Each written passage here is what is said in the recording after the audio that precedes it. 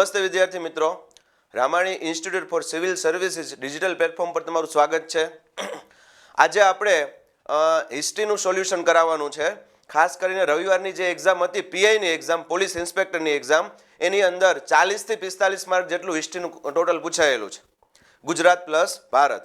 તો આજે આપણે એનું વ્યવસ્થિત રીતે સોલ્યુશન જોવાનું છે. બરાબર મિત્રો, તમે વસ્તુ નોટ કરેલી હશે કે એ ક્વેશ્ચન જે પૂછાયેલા એમાં અમુક ક્વેશ્ચન સાવ ક્લાસ 3-4 લેવલના હતા, ઇવન ક્લાસ 4 લેવલે સાવ ઇઝી હતા. અને અમુક ક્વેશ્ચન જે છે એ જીપીએસસી ક્લાસ 1-2 એના કરતાં પણ ઉપર યુપીએસસી લેવલે પૂછાયેલા હતા. એટલે આમ જોવા જાય તો અમુક સાવ સહેલા હતા અને અમુક ખૂબ જ અઘરા હતા. બરાબર, આવું આપણે તારણ કાઢીએ છીએ. જોઈએ સૌથી પહેલામાં પહેલો ક્વેશ્ચન. મૌર્ય કાળમાં પન્યાધ્યક્ષ ખાલી જગ્યા હતા. બરાબર, પન્ય પ્લસ અધ્યક્ષ આ રીતના સંધિ છૂટી પડે. મૌર્ય કાળમાં પન્યાધ્યક્ષ ખાલી જગ્યા હતા. કોણ? તો કે વેપાર વાણિજ્યના વડા, સરકારી ખેતીના સંચાલક, જંગલોના સંચાલક કે ટંકશાળાના અધિકારી. તો આની અંદર જવાબ શું આવતો હતો મિત્રો? વેપાર અને વાણિજ્યના વડા.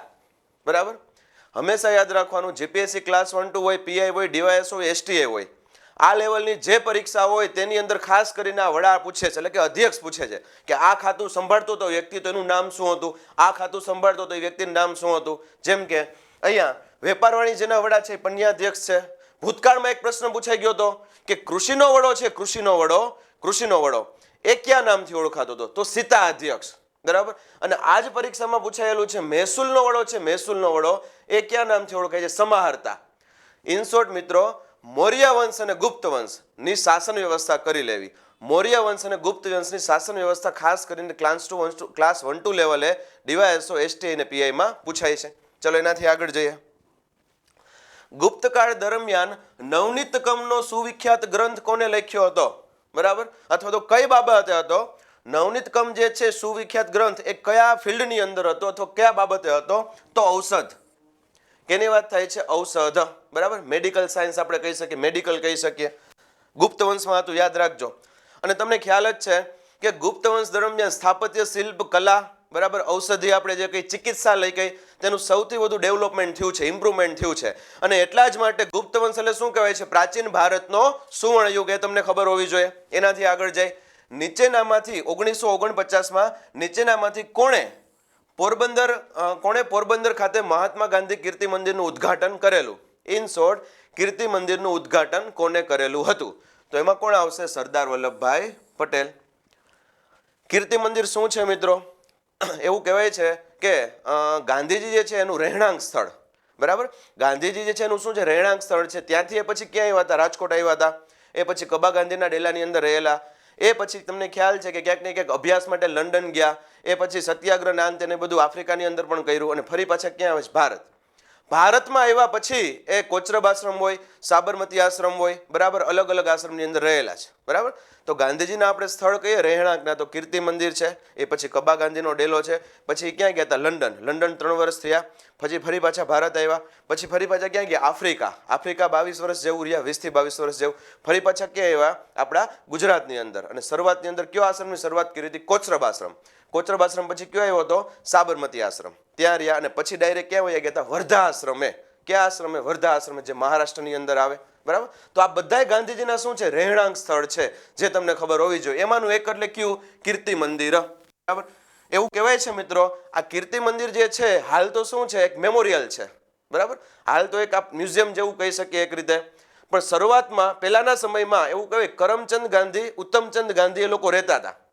બરાબર, ત્યાં જેઠવા વંશ થઈ ગયો. એ વિસ્તારમાં જેઠવા વંશ થઈ ગયો. જેઠવા વંશની રાજધાની કઈ હતી? ઘુમલી.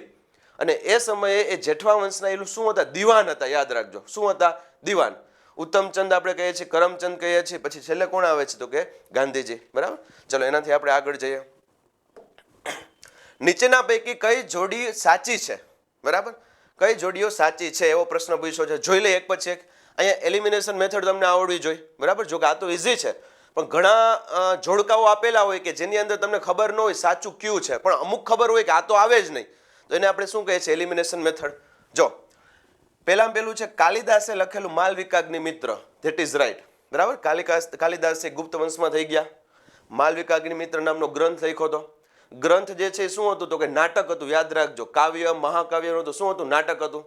માલવિકાગ્નિ મિત્ર શું છે તો કે માલવિકા નામની એક સ્ત્રી છે, એક છોકરી છે, અને અગ્નિમિત્ર શું છે પુષ્પમિત્ર શૃંગનો પુત્ર છે. આ બંનેની પ્રણય કથા એવું કહેવાય છે માલવિકાગ્નિ મિત્ર. બરાબર. માલવિકા નામની જે સ્ત્રી હતી, બરાબર, છોકરી હતી, એવું કહેવાય ત્યાં નર્તકી હતી. બરાબર. એનું જે શાસન હતું વિદિશામાં ત્યાં નર્તકી હતા. તો એ આગળ આ જોડી સાચી છે. કાલિદાસે જ લખ્યું છે માલવિકાગ્નિ મિત્ર. વિશાખાદત્ત મુદ્રા રાક્ષસ આ પણ સાચું છે. બરાબર. આ મૌર્ય વંશની અંદર થઈ ગયું વિશાખાદત્ત મુદ્રા રાક્ષસ. બરાબર. હવે આ બંનેમાં તકલીફ થશે. બરાબર. વિદ્યાર્થીઓને ક્યાં તકલીફ થતી હોય અમને આઈડિયા હોય છે. આ બંનેમાં તકલીફ થશે કે સાહેબ આ કામંદક નીતિસાર આવશે કે શુદ્રક પંચતંત્ર આવશે, આમાંથી સાચું કયું? ઓલા બે તો સાચા જ છે. જો આના વિશે આપણને ખબર નહીં હોય કેમ કે થોડુંક અઘરું પડે. બરાબર. પણ આ સાવ ઇઝી છે. પંચતંત્રનું તમે સાંભળ્યું હશે, વિષ્ણુ શર્મા. પંચતંત્રમાં કોણ આવશે? વિષ્ણુ શર્મા આવશે. તો અહીંયા વિષ્ણુ શર્મા સામે છે નથી, શુદ્રક છે. ધેટ મીન્સ કે આ શું છે? રોંગ છે. બરાબર. તો આ રોંગ છે તો આ સાચું જોવું જોઈએ. આ એલિમિનેશન મેથડ થઈ. છેલ્લા બેની અંદર આપણે શું કહેલું? Elimination method. કે આ બંનેમાં સાચું કયું છે એ ખબર નથી, પણ આ ખોટું છે, that is final. It means that કે ધેટ ઇઝ રાઈટ. બરાબર. કામંદક નામના વ્યક્તિ હતા, એને શું લખ્યું હતું? નીતિસાર. બરાબર.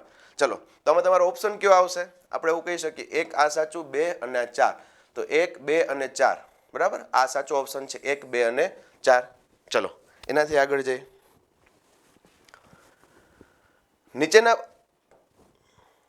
નીચેના પૈકી ક્રાંતિકારી સંસ્થા દ્વારા કાકોરી ટ્રેન કાવતરાનું આયોજન કરવામાં આવેલું હતું. બરાબર. કાકોરી ટ્રેન ઘટના અને લાહોર ષડયંત્ર એ 1920 થી લઈને 30 દરમિયાન આ ઘટના બનેલી હતી. બરાબર. ઓપ્શન શું છે? કાકોરી ટ્રેન ઘટના કરનાર ગદર પક્ષ હતું. બરાબર. હિન્દુસ્તાન રિપબ્લિક એસોસિએશન હતું, હિન્દુસ્તાન સોશિયોલોજીસ્ટ રિપબ્લિક એસોસિએશન હતું, અનુશીલ સમિતિ હતી. બરાબર. હવે ગદર પાર્ટી ન આવે, અનુશીલ સમિતિ પણ નહીં આવે. બરાબર. શું આવશે? Hindustan Republic association, HRA. HRA is right answer મિત્રો. બરાબર. HRA ની સ્થાપના કરનાર જે હતા ચંદ્રશેખર આઝાદ હતા. કોણ? ચંદ્રશેખર આઝાદ. આ ત્રણેય વિશે ખબર હોવી જોઈએ. ગદર પાર્ટી જે છે, ગદર પક્ષ અથવા ગદર પાર્ટી, આની સ્થાપના કરનાર હતા લાલા હરદયાલ. સેન ફ્રાન્સિસ્કોમાં સ્થાપના કરી હતી. સેન ફ્રાન્સિસ્કો. આ પ્રશ્ન જીપીએસસી 2019માં હતો. સેન ફ્રાન્સિસ્કોની અંદર ગદર પાર્ટીની સ્થાપના કરી હતી. બરાબર. કે આંતરરાષ્ટ્રીય લેવલે ભારત દેશની અંદર જે કંઈ પણ ગતિવિધિ થઈ રહી છે, બરાબર, એને આંતરરાષ્ટ્રીય લેવલે ફેલાવું. એ ગદર પક્ષ છે. 1905-7ની આજુબાજુ આવે એટલે એ નહીં આવે. હિન્દુસ્તાન રિપબ્લિક એસોસિએશનમાં કોણ આવે? ચંદ્રશેખર આઝાદ. HRA શું છે? ક્રાંતિકારી સંસ્થા છે મિત્રો. ક્રાંતિકારી સંસ્થા. બરાબર. કે શું કરવાનું છે? ગમે તે રીતે પૈસા એકઠા કરી અને ગમે તે રીતે વિદેશી લોકો એટલે કે બ્રિટન લોકો જે છે ને ભારત દેશમાંથી ખસેડી અને બ્રિટન મોકલવાની કાવતરું છે. બરાબર. એટલે HRA આવશે. હિન્દુસ્તાન સોશિયોલોજીસ્ટ રિપબ્લિક એસોસિએશનની અંદર કોણ આવે? તો કે શહીદ ભગતસિંહ. HRA ની અંદર થોડા ઘણા ફેરફાર કરી અને એક આગળ પોતાની સંસ્થા બનાવી, જેમાં ચંદ્રશેખર આઝાદ તો હતા જ, પણ મેન કોણ હતા? તો આપણે એવું કહી શકીએ ભગતસિંહ. હવે એવો પ્રશ્ન પૂછે કે લાહોર ષડયંત્ર, લાહોર ષડયંત્ર જે છે એ લાહોર ષડયંત્રની અંદર શું આવે? તો HSRA આવે. પરંતુ કાકોરી આવે તો શું આવે? HRA આવે. રેડી. અને છેલ્લું શું છે? અનુશીલન સમિતિ. બરાબર. આ પણ આપણે એવું કહી શકીએ કે ક્યાંક ને ક્યાંક ક્રાંતિકારી પ્રવૃત્તિ માટેની એક સંસ્થા હતી. એ તમને આઈડિયા હોવો જોઈએ. રેડી. ચલો એનાથી આગળ જઈએ. નીચેનામાંથી કયા વિધાનો સાચા છે? સુભાષચંદ્ર બોઝ બાબતે નીચેનામાંથી કયા વિધાનો સાચા છે? જોતા જઈએ એક પછી એક. તેઓના રાજકીય ગુરુ કોણ હતા? CR Das. CR Das, that is right. બરાબર. એ આપણને ખ્યાલ જ છે. તેઓએ 1939માં કોંગ્રેસના પ્રમુખ માટે ગાંધીજીના પ્રતિનિધિ પટ્ટાભી સિતારમૈયાને હરાવ્યા હતા. બરાબર. આપણે 1938માં આપણા ગુજરાતની અંદર સુરતમાં એમને ક્યાંક ને ક્યાંક અધિવેશન હતું, કાનપુર ખાતે. એમાં પણ એ પોતે અધ્યક્ષ રહેતા, સુભાષચંદ્ર બોઝ.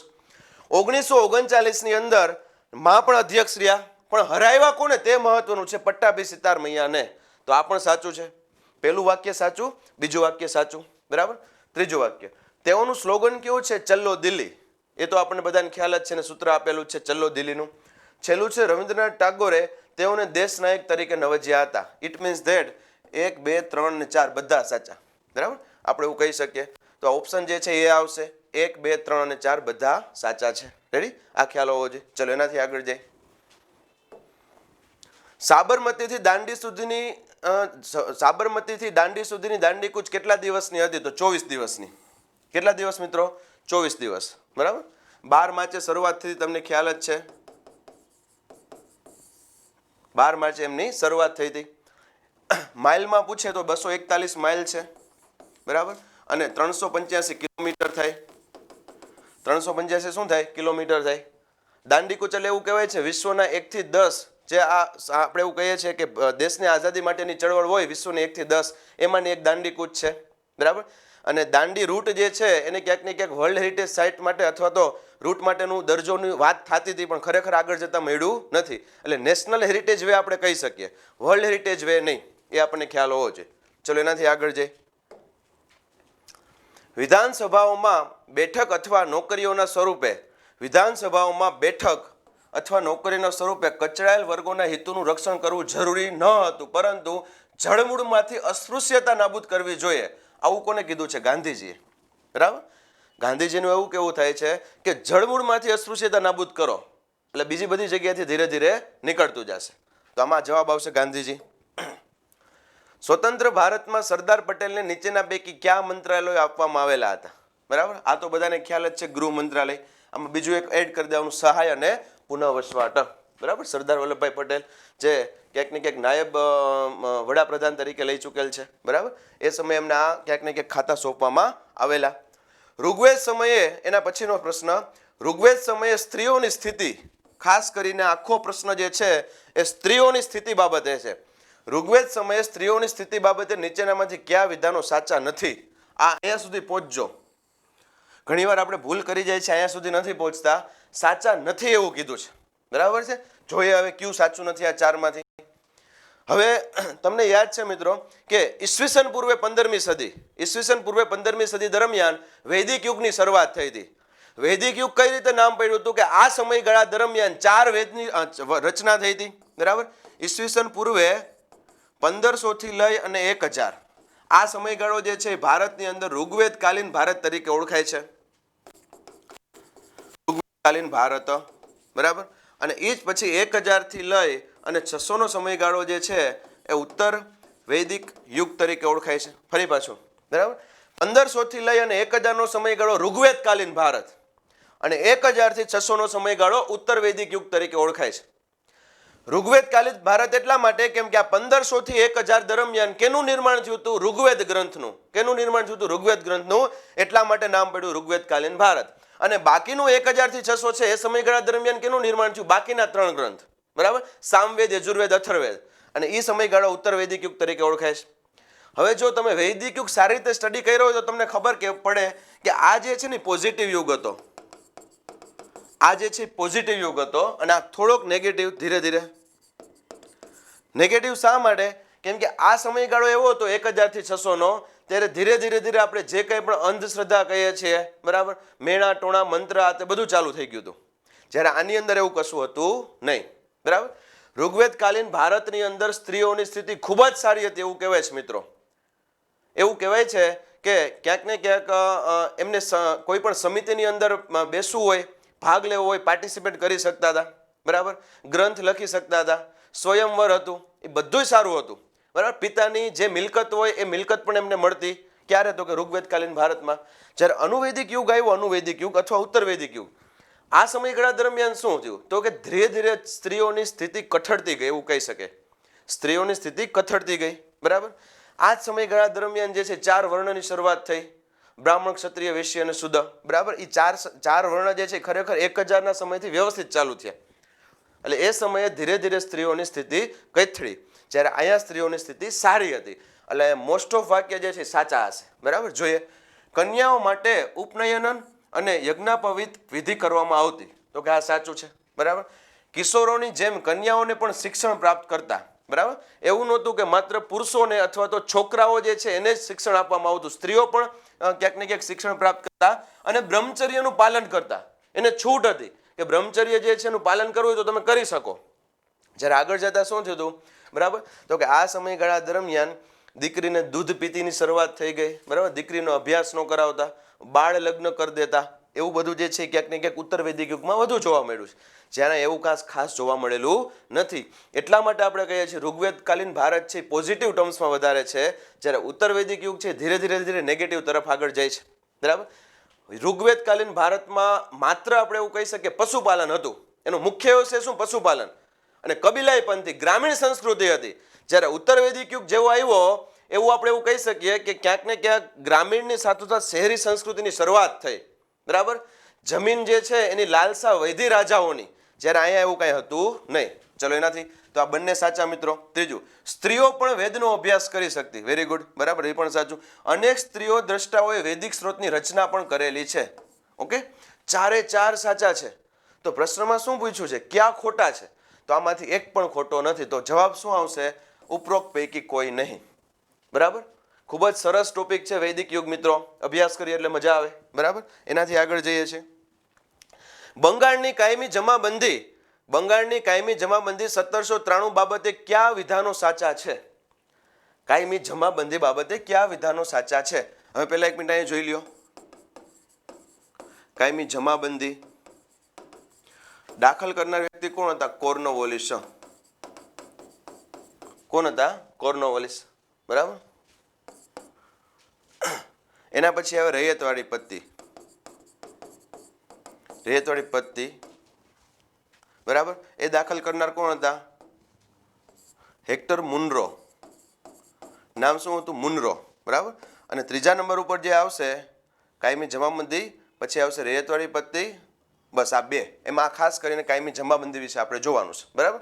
આ કાયમી જમાબંધી જે છે એ કયા પ્રાંતની અંદર દાખલ કરવામાં આવી હતી? બંગાળ. બંગાળ પ્લસ બિહાર. બરાબર. રૈયતવાળી પત્તી ક્યાં દાખલ કરવામાં આવેલી હતી? તો કે મુંબઈ પ્લસ મદ્રાસ પ્રેસિડેન્સી, એટલે કે દક્ષિણ ભારત. બરાબર. અને મહાલવારી પત્તી આવે, મહાલવારી પત્તી એ આપણે એવું કહી શકીએ મધ્ય ભારત પ્લસ પશ્ચિમ ભારત. અને આની અંદર આવશે હોલ્ટ મેકેન્ઝી. બરાબર. પેલા આ ખબર હોવી જોઈએ. ફરી પાછું, ભારત દેશની અંદર બ્રિટિશરોના સમયમાં 3 પત્તી દાખલ કરવામાં આવેલી છે ખાસ. બરાબર. ઇનડાયરેક્ટલી ક્યાંક ને ક્યાંક એ લોકો પોતાની સંચિત નિધિમાં પૈસા વધારવા માટેની વાત હતી. ખેડૂતો પાસેથી, જમીનદારો પાસેથી ક્યાંક ને ક્યાંક પૈસા લેવાની વાત હતી. બરાબર. કર મારફતે. સૌથી પહેલી આવે કાયમી જમાબંધી. કાયમી જમાબંધી દાખલ કરનાર વ્યક્તિ કોણ હતા? કોર્નવોલિસ. કોર્નવોલિસ. બરાબર. જે તે સમયે આપણે એવું કહી શકીએ ગવર્નર જનરલ હતા. કોર્નવોલિસે ક્યાં દાખલ કરી હતી? બંગાળ બિહાર પ્રાંતમાં. બંગાળ બિહાર પ્રાંતમાં. બીજી એવી હતી રૈયતવાળી પત્તી. રૈયતનો મિનિંગ શું થાય? ખેડૂત. ખેડૂતો માટેની પદ્ધતિ. કેમ કે આમાં વચમાં જામીનદાર હતા. આમાં ખેડૂતો સીધા કેના સંપર્કમાં હતા? અંગ્રેજોના સંપર્કમાં. ખેડૂતો માટેની પદ્ધતિ એ કોને દાખલ કરી હતી? તો કે મુનરોએ. કોને દાખલ કરેલી હતી? મુનરોએ. ક્યાં દાખલ કરી? દક્ષિણ ભારતમાં. Mumbai presidency, Madras presidency. છેલ્લે આવે મહાલવારી પત્તી. એક મોહલ્લો હોય, એ મોહલ્લાનો મુખ્ય અથવા વડો અથવા સરપંચ હોય, એને મહાલવારી પત્તી કહેવાય. હોલ્ટ મેકેન્ઝીએ દાખલ કરી હતી ક્યાં? મધ્ય ભારત અને પશ્ચિમ ભારતની અંદર. આ પેલા ક્લિયર. હવે પ્રશ્ન શું પૂછ્યો છે કે કાયમી જમાબંધી બાબતે નીચેનામાંથી કયા વિધાનો સાચા છે? બરાબર. જોઈએ. જમીન મહેસૂલ ભરવાની શરતે જામીનદારોને જમીનના માલિક કહેવાતા. શું થાય? જામીનદારો જે છે ને જમીનના માલિક કહેવાતા, પણ મૂળ માલિકી કોની રહેશે? અંગ્રેજોની. બરાબર. આમાં કઈ રીતના થાય? જો અહીંયા પેલા ખેડૂત આવે. આ કેની વાત કરી? કાયમી જમાબંધીની. પેલા ખેડૂત. ખેડૂત ઉપર કોણ આવશે? જામીનદારો. જામીનદારો. અને જામીનદારો ઉપર કોણ આવે? અંગ્રેજો. સમજાય છે? 3 લેયર થયા. ખેડૂત ઉપર જામીનદાર અને અંગ્રેજો. એવું કહેવાય છે કાયમી જમાબંધીમાં ખેડૂતને નુકસાન નથી, અંગ્રેજોને નુકસાની હતી. સારું કોને હતું? જામીનદારોને. આ વસ્તુ જે છે એ ન થાય એટલા માટે શું કર્યું હતું કે વચલું પદ કાઢી નાખ્યું રૈયતવાળી પત્તીમાં. ખેડૂત ઉપર ડાયરેક્ટ કોણ આવી ગયા હતા? અંગ્રેજો. એટલે કહેવાય છે ખેડૂતો માટે, રૈયત લોકો માટેની પત્તી એને શું કહેવાય? રૈયતવાળી પત્તી. ખેડૂતોમાં સીધા સંપર્કમાં કોણ આવે? અંગ્રેજો. જ્યારે મહેસૂલ મહાલવારી પત્તી એમાં શું હતું? ખેડૂતો તો હતા જ, બધે ખેડૂતો તો આવશે જ, પણ આની ઉપર જામીનદાર નહીં, એક મુખ્યો, આખા ગામનો એક મુખ્યો, બરાબર, અથવા સરપંચ, એ મુખ્યો આવતો હતો. અને મુખ્ય ઉપર કોણ આવે? તો અંગ્રેજો. એને કહેવાય મહાલવારી પત્તી. મોહલ્લો છે મોટો, એ નાનકડું ગામડું કયો, કોઈ પણ વિસ્તાર કયો, એનો એક વડો, એ મુખ્યો, એની ઉપર કોણ આવે? અંગ્રેજો. તો ફરી પાછું, બંગાળમાં કાયમી જમાબંધી બાબતે જમીન મહેસૂલ ભરવાની શરતે જમીનદારોને જમીનના માલિક. સાચું. બરાબર. તો આ પહેલું વિધાન સાચું છે. મહેસૂલ જમાબંધી કાયમી રીતે નિયત કરવામાં આવતી. સ્વાભાવિક છે, નામ જ છે કાયમી જમાબંધી. બરાબર. એ પાક થાય કે ન થાય, અમુક પર્સન્ટેજ તમારે આપવા પડે ને આપવા પડે. એટલે જ નામ શું પડ્યું? કાયમી જમાબંધી. રેડી. મહેસૂલ જમાબંધી કાયમ રીતે નિયત કરવામાં આવતી. તો આ બે વિધાનો સાચા છે. ભાડાના 50% રાજ્યના માંગણા તરીકે નિયત, આ વિધાન ખોટું છે. એ કઈ રીતે કે બંધ બેસતું નથી. તો ઓપ્શન જોઈએ 1 અને 2 ક્યાં છે, બરાબર. તો આની અંદર સાચો આન્સર શું છે? એ 1 અને 2 જે છે એ સાચા છે, બાકીનું 3 જે છે એ ખોટું છે, બરાબર. ત્રણ પદ્ધતિ ઇમ્પોર્ટન્ટ છે મિત્રો. હોય છે ને હોય છે આનો પ્રશ્ન. આના કર પણ કરી લેજો કે કેટલા ટકા કર આવે. 1/3 આવે છે, અમુક જગ્યાએ 1/2 આવે છે, અમુક જગ્યાએ 1/3 હોય એમાંથી 1/2 કરી નાખે છે. રેડી? ચલો એનાથી આગળ જઈએ. જો વિશ્વમાં કોઈ પાપ છે તો તે નબળાઈ છે. જો વિશ્વમાં કોઈ પાપ છે તો તે નબળાઈ છે. તમામ નબળાઈ ટાળો. નબળાઈ પાપ છે, નબળાઈ મૃત્યુ છે. આવું કોણ બોલ્યા હતા? વેલ નોન વાક્ય છે, સ્વામી વિવેકાનંદ. એ આપણને ખ્યાલ હોવો જોઈએ. એનાથી આગળ જઈએ. અમદાવાદના કાંકરિયા તળાવનું મૂળ નામ શું હતું? તો આવે હોજે કુતુબ, બરાબર. આ ક્લાસ 3 નો પ્રશ્ન છે. હું તમને કહેતો પણ જઈશ કે આ કયા લેવલના પ્રશ્ન છે, બરાબર. આ C3, આ ક્લાસ 3 લેવલે આવો પ્રશ્ન પૂછાય. હોજે કુતુબ, બરાબર. હોજે કુતુબ જે છે એની એક્ઝેક્ટ વચ્ચે શું છે? નગીનાવાડી છે. યાદ રાખજો, આમાં ખાસ યાદ રાખવાનું કે કાંકરિયા તળાવ કે ને તો કુતુબુદ્દીન ઐબક નહીં આવે, કુતુબુદ્દીન અહેમદ શાહ આવે. શું આવે? અહેમદ શાહ. જો કુતુબુદ્દીન ઐબક કે ને ઐબક તો દિલ્હી વાળી વાત આવે, દિલ્હી સલ્તનતની, બરાબર. આ ગુલામ વંશના રાજા હતા, ગુલામ વંશના. જ્યારે કુતુબુદ્દીન અહેમદ શાહ જે છે એ સ્વતંત્ર સલ્તનતના રાજા હતા. સ્વતંત્ર સલ્તનત, નામ બે એક જ છે, કુતુબુદ્દીન અહેમદ શાહ, કુતુબુદ્દીન ઐબક, એટલે ભૂલાય જાય. પણ યાદ રાખવાનું કે જ્યારે કાંકરિયા તળાવ અથવા હોજે કુતુબની વાત આવે ને ત્યારે કુતુબુદ્દીન અહેમદ શાહ આવશે, કુતુબુદ્દીન ઐબક નહીં, બરાબર. એ કુતુબુદ્દીન ઐબક ક્યાં છે? દિલ્હીમાં. ગુલામ વંશનો સૌ પ્રથમ રાજા હતો કુતુબુદ્દીન ઐબક. રેડી? ચલો એનાથી આગળ જઈએ.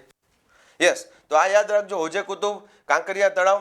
કાંકરિયા કાર્નિવલ ફેસ્ટિવલ જે છે દર વર્ષે થાય જ છે. કાંકરિયા તળાવમાં ખૂબ જ રમણીય પર્યટન સ્થળ છે, બરાબર. અહીંયા શું આવેલું છે? નગીનાવાડી. એવું કહેવાય છે મિત્રો કે જે તે સમયે સ્વતંત્ર સલ્તનતના રાજા જે છે એને ઉનાળાનો સમયગાળો હોય, ઉનાળાનો સમયગાળો ત્યારે નગીનાવાડીની અંદર પસાર કરતા. એમ કે નગીનાવાડી એક્ઝેક્ટ કાંકરિયા તળાવની વચ્ચોવચ્ચ છે ને ફરતી બાજુ શું હોય? પાણી, બરાબર. આપણે કહી શકીએ એક જાતનું એસી એ લોકો માટે. બીજું પ્રશ્ન પૂછાઈ ગયો છે IBPS ની અંદર, એ પણ યાદ રાખજો કે SBI નો લોગો છે, SBI નો લોગો, બરાબર. SBI નો જે લોગો છે એ કયા તળાવ ઉપરથી છે? તો એ પણ યાદ રાખજો, કાંકરિયા તળાવ. SBI બેંકે તમે જાઓ તમને આ રીતનો લોગો જોવા મળશે, બરાબર. એટલે આ જે છે એ એક્ઝેક્ટ વચ્ચોવચ અંદર જવાનું છે ને અહીંયા વચ્ચોવચ એક્ઝેક્ટ શું આવેલું છે? નગીનાવાડી. આ પોઈન્ટ પણ ખબર હોવી જોઈએ. IBPS ની અંદર આ પ્રશ્ન પૂછાય છે. ચલો, ઇલોરામાં એક ખડકમાંથી કોતરેલું કોનું મંદિર છે? ઇલોરા. ઇલોરા એટલે અજંતા ઇલોરાની ગુફા. નામ તમે સાંભળ્યું છે. ક્યાં આવે? મહારાષ્ટ્રમાં. આ ક્યાં આવે? મહારાષ્ટ્રની અંદર. ઔરંગાબાદમાં આવશે, બરાબર. યાદ રાખજો, વર્લ્ડ હેરિટેજ સાઇટનો દરજ્જો મળેલો છે યુનેસ્કો દ્વારા. યુનેસ્કો દ્વારા વર્લ્ડ હેરિટેજ સાઇટનો દરજ્જો મળેલો છે અજંતા ઇલોરાની ગુફા જે છે એને, બરાબર. શું કીધેલું છે? ઇલોરામાં એક ખડકમાંથી કોતરેલું કોનું મંદિર છે, બરાબર. તો એ બધાને ખબર છે, કૈલાસ મંદિર. સાવ ઇઝી પ્રશ્ન છે. C3 ક્લાસ 3 લેવલનો. મેં તમને કીધું ને શરૂઆતમાં, અમુક સાવ ક્લાસ 3 લેવલના પૂછ્યા ને અમુક UPSC લેવલના પૂછ્યા છે. ચલો એનાથી આગળ જઈએ. દક્ષિણ ભારતમાં પલ્લવ વંશના શાસનકાળમાં કઈ શૈલીનો પાયો નખાયો? કઈ શૈલીનો પાયો? તો ઇઝી છે, દ્રાવિડ શૈલી. કઈ? દ્રવિડ. દક્ષિણ ભારતની અંદર આ બધા વંશ આવતા હતા, જોઈ લ્યો બધા અહીંયા. દક્ષિણ ભારતના વંશ આ પલ્લવ વંશ છે. પલ્લવ વંશની અંદર મહેન્દ્ર વર્મન, નરસિંહ વર્મન, નંદી વર્મન આવા બધા રાજા થઈ ગયા, એ તમને આઈડિયા હોવો જોઈએ, બરાબર. અહીંયા ચાલુક્ય વંશ હતો. ચાલુક્ય વંશ. ચાલુક્ય વંશ એટલે પુલિકેશ, નામ સાંભળ્યું છે, પુલિકેશ બીજો. આ જ વિસ્તારની અંદર ક્યાંક ને ક્યાંક તમને ચેર, પાંડ્ય અને ચોલ આ શાસન જોવા મળે. આ દક્ષિણ ભારતના રાજપૂત કાળ સમયગાળા દરમિયાન વંશ થઈ ગયા એવું કહી શકીએ. અથવા તો ચેર વંશ, ચોલ વંશ ને પાંડ્ય વંશ એ તો ખૂબ જ જૂના દક્ષિણ ભારતના વંશ, બરાબર. એના સિવાય પલ્લવ વંશ છે, ચાલુક્ય વંશ છે, આ બધા આ વિસ્તારની અંદર થઈ ગયા. આના વિશે આપણને થોડી ઓછી ખબર હોય કેમ કે આ બધા દક્ષિણ ભારતના છે. જ્યારે મગધના સામ્રાજ્યના વંશ છે એ મૌર્ય વંશ છે, ગુપ્ત વંશ છે, બરાબર. એ આગળ જતા રાજા હર્ષવર્ધનનો પુષ્પભૂતિ વંશ છે, એનાથી આપણે વધુ અવેર હોય. જ્યારે આ બધા શું છે? દક્ષિણ ભારતના વંશ છે. આની અંદરથી પ્રશ્ન પૂછાય છે. પણ મિત્રો એવું કહેવાય છે કે આ ચોલ વંશ હોય, ચેર વંશ હોય, પાંડ્ય વંશ હોય, એના તમે 15-20 જેટલા વાક્ય કરી લ્યો, 15-20 જેટલા વાક્ય, એટલે નોર્મલી એની બારે ક્વેશ્ચન નથી જતા. 2016થી લઈ અને 2020 સુધીના તમે જીપીએસસીના પેપર જોજો, બરાબર, આના કાંઈ એટલી હદે અઘરા પ્રશ્ન નથી પૂછતા કે આપણે ક્યાંય સાંભળ્યા જ ન હોય. પણ આપણે આનાથી એ વાત વાસ્તવિકતા છે, આ બધા વંશથી આપણે ડરીએ છીએ. એ ચોલ હોય, ચેર હોય, પાંડ્ય હોય, પલ્લવ વંશ હોય, બરાબર, કે ભાઈ ચાલુક્ય વંશ હોય. ચલો જોઈ લ્યો. દક્ષિણ ભારતમાં પલ્લવ વંશના શાસકમાં કઈ શૈલીનો પાયો નખાયો? તો દ્રવિડ શૈલી, બરાબર. હવે એવું કહેવાય છે કે દક્ષિણ ભારતની જે શૈલી હોય એ મોટાભાગે દ્રવિડ જ હોય, પરંતુ પલ્લવ વંશની શૈલી આગળ જતા ખુદ પોતાનું એક નામ પડી ગયું હતું, પલ્લવ શ્રેણી. પણ શરૂઆતમાં તો કઈ આવે? માત્ર દ્રવિડ શૈલી. બીજું એક એક્ઝામ્પલ લ્યો, જેમ કે આપણા ગુજરાતની અંદર મોઢેરાનું સૂર્ય મંદિર છે. ગુજરાતમાં મોઢેરાનું સૂર્ય મંદિર છે, એ કઈ શૈલી છે? નાગર શૈલી છે. પણ એ બનાવનાર વ્યક્તિ કોણ હતા? ચાલુક્ય વંશના રાજા ભીમદેવ પહેલા. એટલે બીજું એનું નામ શું આપ્યું? ચાલુક્ય શૈલી.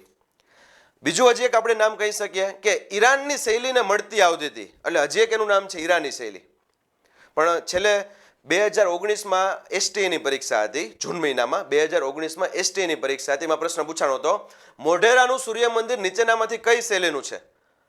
અને એની અંદર ચાલુક્ય કે ઈરાની શૈલી હતી જ નહીં. કઈ એક જ શૈલી હતી? કઈ? નાગર શૈલી. અને નાગર શૈલી આપણે આંખું વીંચીને ટીક કરી દેવાની, બરાબર છે. ચલો એનાથી આપણે આગળ જઈએ. ભોજ્ય અધ્યયન સંશોધન વિદ્યાભવન ક્યાં આવેલું છે? સિમ્પલ છે, અમદાવાદ, બરાબર. મિત્રો, જે લોકો મેન્સની તૈયારી કરતા હોય એના માટે ખાસ ભોજ્ય અધ્યયન જે છે એ સંસ્થાએ તમારે જવું, બરાબર. ત્યાં આખો એક સેટ આવે છે, હિસ્ટ્રીનો, જિયોગ્રાફીનો, બરાબર. એની અંદર ડીપમાં બધી વસ્તુ આપેલી છે. અમે ફેકલ્ટી લોકો છીએ કે કોઈ પણ પીએચડી કરેલા લોકો છે, એ લોકો આમાંથી ક્યાંક ને ક્યાંક અભ્યાસ કરતા હોય. એમાં સોલંકી વંશ એક હોય, એ 15-20 પેજનો મિનિમમ આપ્યો હોય. એટલે ભોજ્ય અધ્યયન સંશોધન છે ત્યાં ગુજરાતની હિસ્ટ્રીના પુસ્તકો ઘણા બધા છે, આખો સેટ જ આવે છે, બરાબર. જરૂર પડે તો પરચેસ કરી લેવો ડીપમાં અભ્યાસ માટે. ગુજરાતમાં નીચેના પૈકી કયા યુનેસ્કોના વિશ્વ ધરોહર સ્થળો આવેલા છે? જો ઘણીવાર વિદ્યાર્થીઓ ભૂલ કરી જાય છે, વિશ્વ ધરોહર સ્થળ કે એટલે સાહેબ કે આ શું? કોઈ દી વાંચ્યું જ નથી. પણ આ બીજું કાંઈ નથી, હિન્દી ગુજરાતીમાં કીધેલું છે. ઇંગ્લિશમાં તમને બધાને ખબર છે, એનું નામ શું છે? World heritage site. ઘણીવાર ગુજરાતીમાં પૂછી દે અને આપણે વિચારે ચડી જાય છે કે સાહેબ આ શું છે? પણ વિશ્વ ધરોહર સાઇટ અથવા વિશ્વ ધરોહર સ્થળ એટલે શું? યુનેસ્કો દ્વારા જે વર્લ્ડ હેરિટેજ સાઇટ બહાર પાડવામાં આવે એ જ છે, બીજું કશું છે નહીં. ચલો જોઈ લે એમાં. હવે આના કરતાં ડાયરેક્ટ તમને સમજાય તો 2004 જે છે એના એ સમયગાળા દરમિયાન શું હતું? ચાંપાનેરનો કિલ્લો, બરાબર. પછી ડાયરેક્ટ 2014માં આવશે રાણકી વાવ. પછી ત્રીજો આવે 2017. 2017ની અંદર શું આવશે? અમદાવાદ શહેર. ગુજરાતમાં 3 જ છે. ભારત લેવલે કંઈક 38-39 થઈ ગયા છે. ભારતમાં છેલ્લે આપણે એવું કહી શકીએ કે જયપુર શહેર, પિંક સિટી આપણે કહીએ છીએ, એને દરજ્જો મળ્યો હતો. એ કંઈક 39મું છે. લગભગ 38મું જે છે એ પહેલાં મુંબઈનું વિક્ટોરિયન જે છે એને દરજ્જો મળ્યો હતો. રેડી? તો આ આપણને ખબર હોવી જોઈએ. ફરી પાછું 2004ની અંદર ચાંપાનેરનો કિલ્લો પંચમહાલ જિલ્લામાં આવે, બરાબર. રાણકી વાવ જે છે ઉદયમતીની છે, પાટણ જિલ્લામાં આવશે. મારું ગુર્જર શૈલી 2017માં અહેમદાબાદ શહેરને દરજ્જો મળેલો છે. મિત્રો, કોઈ પણ વર્લ્ડ હેરિટેજ સાઇટનો દરજ્જો મળે, યાદ રાખજો, વર્લ્ડ હેરિટેજ સાઇટનું સંસ્થા કોણ બહાર પાડે? યુનેસ્કો. એની પાછળના કોઈ કારણો જવાબદાર હોય, કોઈ પરિબળો જવાબદાર હોય અને પછી જ મળે છે. જેમ કે એવું કહેવાય છે મિત્રો, ચાંપાનેરના કિલ્લાને દરજ્જો મળ્યો એની પાછળનું કારણ શું છે? કિલ્લા તો ગુજરાતમાં ઘણાય છે, આવું મેન્સમાં પૂછી લે કે ચાંપાનેરના કિલ્લાને વર્લ્ડ હેરિટેજ સાઇટનો દરજ્જો મળેલો, તેની પાછળના કયા પરિબળો જવાબદાર છે? 200 શબ્દમાં સમજાવો, 100 શબ્દમાં સમજાવો. અથવા એવું પૂછી લે કે ગુજરાતની અંદર 3 વર્લ્ડ હેરિટેજ સાઇટના સ્થળો છે, એ 3ને વર્લ્ડ હેરિટેજ સાઇટનો દરજ્જો મળ્યો, તેની પાછળના કયા પરિબળો જવાબદાર છે? 200 શબ્દમાં સમજાવો. તો થોડુંક ડીપમાં અભ્યાસ કરવું પડે મિત્રો, બરાબર. એવું કહેવાય છે કે જે તે સમયે ચાંપાનેરનો કિલ્લો બન્યો એ સમયે કોઈ કોન્ક્રીટનો કે એ કોઈ આપણે કહીએ ને સિમેન્ટનો ઉપયોગ નહોતો કર્યો સ્ટાર્ટિંગમાં. અને આખું જે બનાવ્યું હતું ને બ્લોકિંગ સિસ્ટમથી બનાવ્યું હતું. Blocking system, what do you mean by blocking system? એવું કહી શકીએ કે એક પથ્થરને એ રીતે કોતરવામાં આવે છે કે બીજા પથ્થરને કોતરેલો એ પ્રમાણે ફિટ થઈ જાય, અને બ્લોકિંગ સિસ્ટમ કહેવાય. એટલે જે તે સમયે શરૂઆતમાં આ રીતને બનાવવામાં આવેલો હતો, બરાબર. એટલા માટે આને ક્યાંક ને ક્યાંક દરજ્જો મળ્યો. હા, પછી તો ગુજરાત સરકારે એના ઉપર ઘણા કાર્ય કરેલા છે, પણ શરૂઆતમાં આ રીતે બન્યો હતો. આ એનું મહત્વ છે. રાણકી વાવ શા માટે? રાણકી વાવ શા માટે? તો કે રાણકી વાવમાં સ્થાપત્ય શિલ્પકલા તો સારું છે જ. જ્યારે વિદ્યાર્થીઓને પ્રશ્ન પૂછે એટલે કે સાહેબ 7 માળની છે, આ બધા ફેક્ટ ડેટા છે, એ વાત ભૂલી જાઓ. શા માટે અને કેમ? શા માટે અને કેમ? ભાઈ શા માટે રાણકી વાવને દરજ્જો મળ્યો? તમારા ગામમાં આજુબાજુમાં ઘણી વાવ હોય છે, કુવા હોય છે, એને કેમ દરજ્જો ન મળ્યો? તો કે યાદ રાખજો, પાટણ વિસ્તાર એવો છે, પાટણ વિસ્તાર કે ત્યાં ક્યાંક ને ક્યાંક એ સમયે દુષ્કાળની પરિસ્થિતિ રહેતી, દુષ્કાળની પરિસ્થિતિ, બરાબર. એટલે તમે એવું સાંભળ્યું હશે કે વાઘેલા વંશના સમયગાળા દરમિયાન 56 દુષ્કાળ પડ્યો હતો, બરાબર. વાઘેલા વંશના સમયગાળા દરમિયાન 56 દુષ્કાળ પડ્યો હતો. એટલે રાણકી વાવનો મુખ્ય ઉદ્દેશ્ય જે હતો એ ક્યાંક ને ક્યાંક સામાન્ય લોકો જે છે ને પાણી મળી રહે સારી રીતે, બરાબર છે, અને ક્યાંક ને ક્યાંક પ્રજા કલ્યાણ હતું. સમજાય છે? આમાં પ્રજા કલ્યાણ મેઇન તમારે એડ કરવાનું. હા, પછી તમે એડ કરો સ્થાપત્ય શિલ્પકલા સારું છે, 7 માળની છે, બરાબર, એમાં કંઈક 4-5 માળ નીચે છે, બાકીના 2 માળ ઉપર છે. પછી એડ કરો ભાઈ આની શોધ ક્યારે થઈ હતી? તો કે ભારત આઝાદ થયું પછી એ એડ કરવાનું. ભારત આઝાદ થયું પછી રાણકી વાવની શોધ થઈ, પહેલા ખબર નહોતી, પછી ઉત્ખનન થયું. પણ આ બધા શું થયા? Fake data. ઓલું પણ એડ કરવાનું. પ્રજા કલ્યાણમાં જોવા મળે છે રાણકી વાવની અંદર. ઉદયમતીએ બનાવેલી. ઉદયમતી કોણ હતા? ભીમદેવ પ્રથમ જે છે એમના વાઇફ હતા. ભીમદેવ પ્રથમને 2 વાઇફ હતા, એક ઉદયમતી હતી અને બીજું કોણ હતું? બકુલાદેવી ચોલાદેવી. જ્યારે બકુલાદેવી જે છે એ નર્તકી હતા અને ઉદયમતી જે છે એ ક્યાંક ને ક્યાંક રાજવંશમાંથી રાજકુંવરી હતા, બરાબર. રાખેંગાર એકના જે છે પુત્રી હતા. ચલો એનાથી આગળ જાય તો ક્યાં ક્યાં આવશે? તો રાણકી વાવ આવે અને બીજું ક્યાં ગયું? ચાંપાનેર. રેડી? ધોળાવીરા નો આવે, સૂર્ય મંદિર મોઢેરા નો આવે. ચલો એનાથી આગળ જઈએ. ઓપ્શન ક્યાં આવે તમારી રીતે તમે જોઈ લેજો. કબા ગાંધીનો ડેલો ગાંધી સ્મૃતિ ક્યાં આવેલું છે? રાજકોટ. ક્યાં આવેલું છે? રાજકોટ, બરાબર. અને ક્યાંક ને ક્યાંક આપણે એવું કહી શકીએ કે અહીંયા જ આલ્ફ્રેડ સ્કૂલ આવેલી છે અને આલ્ફ્રેડ સ્કૂલની અંદર ગુજરાત સરકાર દ્વારા ઘણો બધો ખર્ચ કરી અને સારામાં સારું મ્યુઝિયમ, બરાબર, સારામાં સારું ગાંધી સ્મારક બનાવ્યું છે, જેની આપણે એકવાર વિઝિટ લેવી જોઈએ, બરાબર. અને તમને ખબર જ છે કે ક્લાસ 3 હોય, અપર ક્લાસ 3 હોય, ક્લાસ 1, 2 એક યુપીએસસી હોય. ગાંધીજીના પ્રશ્ન નીકળે. આની અંદર 3-4 પ્રશ્નો નીકળે, પણ બધા ઇઝી નીકળ્યા છે. આ C3 માં આવશે. કેમાં આવે? ક્લાસ 3 માં. ખરેખર ન પૂછો છે, પણ ક્લાસ 3 ની અંદર આવે. પણ જો કે એવું કહેવાય છે કે એક્ઝામિનરને આખું બેલેન્સ કરવાનું હોય, એટલે અમુક પ્રશ્ન જે છે એને ક્યાંક ને ક્યાંક ઇઝી મૂકવા પડતા હોય છે. બધાનું ધ્યાન અહીંયા. ચલો, મૌર્ય વહીવટ તંત્રમાં મુખ્ય કર ઉઘરાવનાર. ફરી પાછો આવ્યું શાસન વ્યવસ્થાનો પ્રશ્ન. આની પહેલા પણ આવ્યો હતો. વેપાર વાણિજ્યનો વડો કોણ કહેવાય? પનાધ્યક્ષ. Same to same. આમાં શું કીધું? કર ઉઘરાવનાર છે એનો વડો છે એ ક્યાં નામથી ઓળખાય? તો સાવ ઇઝી હતો, બરાબર. સમાહર્તા. મહેસૂલ જે ઉઘરાવે મૌર્ય વંશના સમયગાળા દરમિયાન એ ક્યાં નામથી ઓળખાય છે? સમાહર્તા તરીકે ઓળખાય છે. અચ્છા, સન્નિઘાત પણ આવે. સન્નિઘાત આવે ખરી, પણ કેમાં? કોષ્ઠાગરમાં. કોષ્ઠાગર. પ્રશ્ન પૂછાય કે આખું કોષ્ઠાગર જે સંભાળતા એ વડા કોણ હતા? તો એ કોણ આવે? સન્નિઘાત. જો આમાં જરાય ચિંતા કરવાની જરૂર નથી હો. આનું તમારે સીધું એક્ઝામ્પલ લઈ લેવાનું. ભારતની અંદર મંત્રાલય, બરાબર, આપણે કહીએ છીએ ને સંરક્ષણ મંત્રાલય હોય, ગૃહ મંત્રાલય હોય છે, વિદેશ મંત્રાલય હોય, તો આ બધા મંત્રાલય થયા. વિદેશ મંત્રાલય હોય એના આપણે મિનિસ્ટરને શું કહે છે? વિદેશ મંત્રી જ કહીએ છીએ, ફોરેન મિનિસ્ટર. પણ ન્યા એવું નહોતું. ન્યા થોડુંક નામ અલગ કરે, બરાબર. અહીંયા રેવન્યુ ઉઘરાવનાર વ્યક્તિ હોય રાજકોટમાં કે આપણા ગુજરાતમાં, તો આપણે રેવન્યુ મિનિસ્ટર કહીએ. પણ ન્યા એવું નહોતું. ન્યા નામ ચેન્જ કરી નાખતા. ન્યા શું કહેતા? કર ઉઘરાવનારને તો કે સમાહર્તા. એટલે આપણે સમાહર્તા નામ યાદ રાખવાનું, બરાબર. મૌર્ય વંશમાં ટોટલ 25 થી 26 જેટલા ખાતા આવે છે મિત્રો. 25 થી 26 જેટલા. એટલે આ પનાધ્યક્ષ જે પૂછ્યું વેપાર વાણિજ્યનું, એ આપણે વિચાર્યું નહોતું કે આ લેવલે પૂછી લેશે, બરાબર. ચલો એનાથી આગળ જાય. નીચેના પૈકી કયા રાજાએ ગિરનાર પાસે સુદર્શન તળાવનું કામ કર્યું હતું? ક્લાસ 3 નો પ્રશ્ન બધાને ખબર છે, આમાં ટાઈમ વેસ્ટ ન કરવાનો હોય. નીચેના પૈકી કયો પલ્લવ વંશનો રાજા ચાલુક્ય રાજા પુલિકેશ બીજા સાથે લડ્યો હતો? જો આની અંદર મજા આવે, કઈ કન્સેપ્ટ હોવો જોઈએ, બરાબર. જો સાંભળો. પહેલા તો શું છે? પલ્લવ વંશનો રાજા, બરાબર. આ પલ્લવ વંશનો રાજા જે છે એ મહેન્દ્ર વર્મન. મેઇન સૌથી પહેલું જે આવે ને મહેન્દ્ર વર્મન. મહેન્દ્ર વર્મન 1, એનો પુત્ર જે આવશે નરસિંહ વર્મન. નરસિંહ વર્મન 1. રેડી? આ ખબર હોવી જોઈએ. હવે ચાલુક્ય રાજા છે ને, ચાલુક્ય રાજા, એમાં મેઇન રાજા કોણ હતો? પુલિકેશ બીજો. પુલિકેશી બીજો આ મેઇન રાજા હતો, બરાબર. હવે સાંભળજો. આ ચાલુક્ય વંશનું શાસન જે હતું ને એ આ વિસ્તારમાં હતું. અહીંયા મહારાષ્ટ્રનો જે વિસ્તાર છે એનાથી થોડાક વિસ્તારની ભાગ અહીંયા હતું આ શાસન. આ કોણ છે? તો કે પુલિકેશી બીજો, બરાબર. પલ્લવ વંશ જે છે ને, પલ્લવ વંશી અહીંયા આવ્યા હતા. એવું કહેવાય છે કે ચાલુક્ય વંશ એના સુબા તરીકે પલ્લવ વંશના લોકો કામ કરતા. મહેન્દ્ર વર્મન ઉપર જે રાજાઓ થઈ ગયા એ સુબાઓ તરીકે કામ કરતા. પણ આગળ જતા ક્યાંક ને ક્યાંક આ લોકો સુબાઓ જે હોય, બરાબર, અથવા તો ખંડિયા રાજા હોય, પોતાની જાતને સંપૂર્ણ જાહેર કરી દે કે અમે હવે સ્વતંત્ર છીએ. સુબા એટલે શું? તો કે જે તે રાજા તરફથી કામ કરતો હોય, પ્રતિનિધિ હોય, representative of president. That means governor. તમે એવું સાંભળ્યું છે, બરાબર? આપણે એવું કહીએ છીએ ને કે ગુજરાતનો રાજ્યપાલ છે ખરેખર કેનો પ્રતિનિધિ છે? રામનાથ કોવિંદ જેમાં બેઠેલા છે રાષ્ટ્રપતિ એનો પ્રતિનિધિ. સેમ ટુ સેમ રાજાનો કોઈ સૂબો હોય એટલે એ પ્રાંતનો એ રાજા થયો. સૂબો એ પ્રાંતનો રાજા હોય, પણ એ કોના વતી વહીવટ કરતો હોય તો કે મુખ્ય રાજા વતી.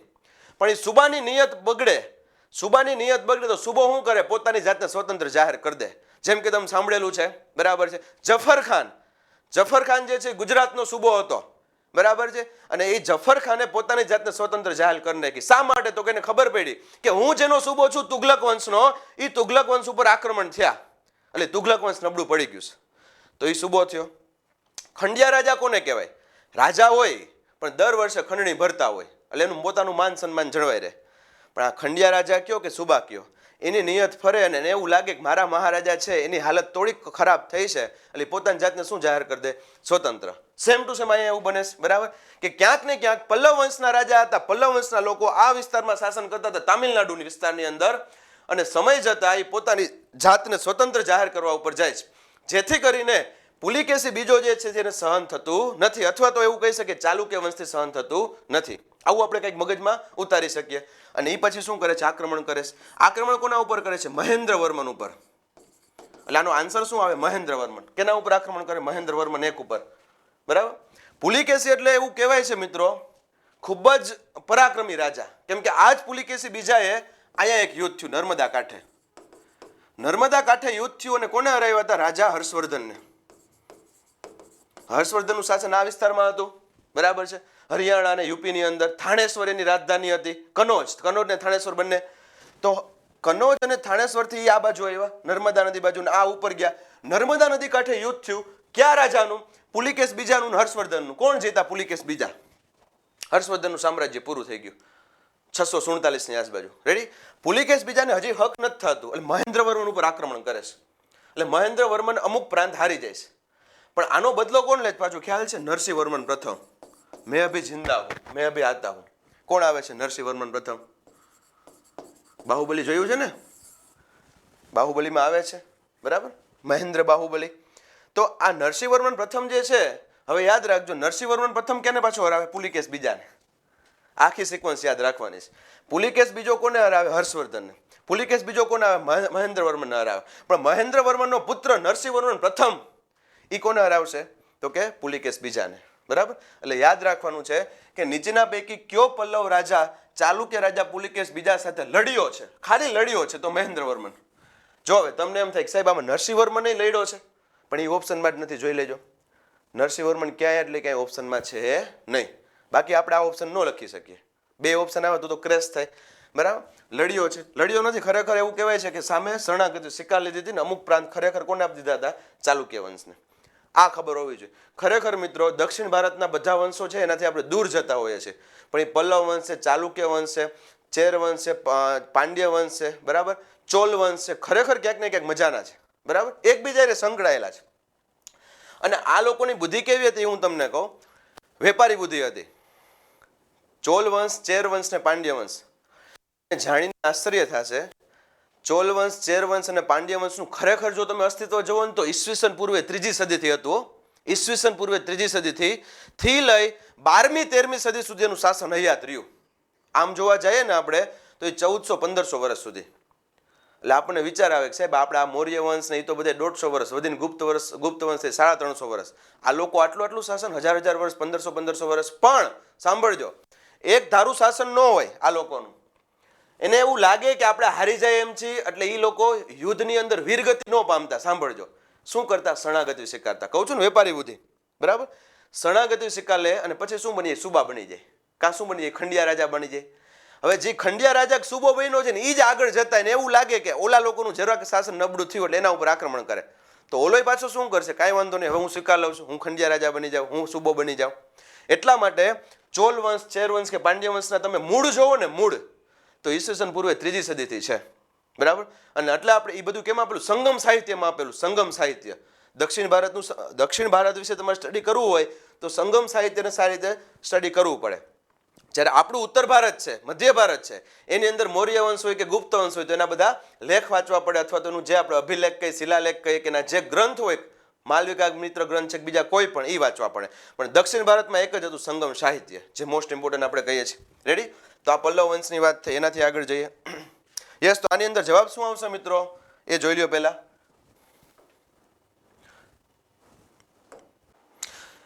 ચલો, એના પછીનો ક્વેશ્ચન છે, સુવિખ્યાત રાણકી વાવના નિર્માણનો શ્રેય કોને જાય છે? ઉદયમતીને. આમાં કંઈ ટાઈમ વેસ્ટ નથી કરવાનો, ક્લાસ 3 નો પ્રશ્ન છે. એનાથી આગળ જઈએ. નીચેના પૈકી કોના સમય દરમિયાન ટીપુ સુલતાન સાથે ત્રીજું એંગ્લો મૈસૂર યુદ્ધ થયેલું હતું? બરાબર, ત્રીજો એંગ્લો મૈસૂર યુદ્ધ.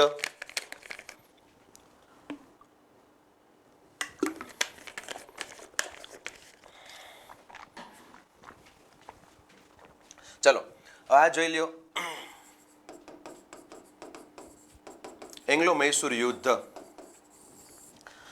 આ પણ ખૂબ જ સરસ છે. આંગ્લો યુદ્ધ કહેવાય મિત્રો. આને શું કહેવાય? આંગ્લો યુદ્ધ. આંગ્લો યુદ્ધ એટલે અંગ્રેજોએ કરેલા યુદ્ધ. કોની સાથે? તો કે આંગ્લો મૈસૂર એટલે મૈસૂર સાથે, આંગ્લો મરાઠા એટલે કે મરાઠા સાથે, આંગ્લો શીખ એટલે શીખ સાથે, આંગ્લો ફ્રેન્ચ એટલે આંગ્લો ફ્રેન્ચ સાથે, આંગ્લો ડચ એટલે ડચ સાથે. આ બધાને આપણે શું કહીએ છીએ? આંગ્લો યુદ્ધ કહીએ છીએ. બરાબર. આંગ્લો મૈસૂર યુદ્ધ 4 થયા હતા. પહેલામાં પહેલું યુદ્ધ, બરાબર, એની અંદર આપણે એવું કહી શકીએ કે મૈસૂરની સંધિ થઈ હતી. બીજું યુદ્ધ જે છે એની અંદર મેંગલોરની સંધિ થઈ હતી. ત્રીજા યુદ્ધની અંદર રંગપટ્ટમની સંધિ થઈ હતી. અને ચોથું યુદ્ધ છે એમાં સહાયક સંધિ થઈ હતી. આવી રીતના કંઈક કંઈક સંધિ થયેલી છે. બરાબર. આ પછી જો પહેલા અહીંયા ધ્યાન રાખો, 4 યુદ્ધ થયા ને, 4 યુદ્ધ. એમાં ઉપલા 2 યુદ્ધ છે ને એમાં બેલા હૈદર અલી, આની અંદર હૈદર અલી, ટીપુ સુલતાન અને ટીપુ સુલતાન. 2માં હૈદર અલી, 2માં ટીપુ સુલતાન. એટલે ઉપલા 2માં હૈદર અલી, આમાં ટીપુ સુલતાન. યાદ રહી ગયું. બીજું યુદ્ધ છે ને, બીજું યુદ્ધ, એમાં ટીપુ સુલતાન જે છે એની હત્યા થાય છે અથવા એનું મૃત્યુ થાય છે. અને ચોથું યુદ્ધ છે એમાં ટીપુ સુલતાનની. બરાબર. હવે આ સમયે ગવર્નર કોણ હતા એ પ્રશ્ન પૂછે. હવે ગવર્નર છે, હું 4 કરાવી દઉં. આ તો ઠીક છે. આમાં વેરેલ્સ્ટ હતો સૌથી પહેલામાં. બરાબર. પછી વોરન હેસ્ટિંગ આવે, વોરન હેસ્ટિંગ.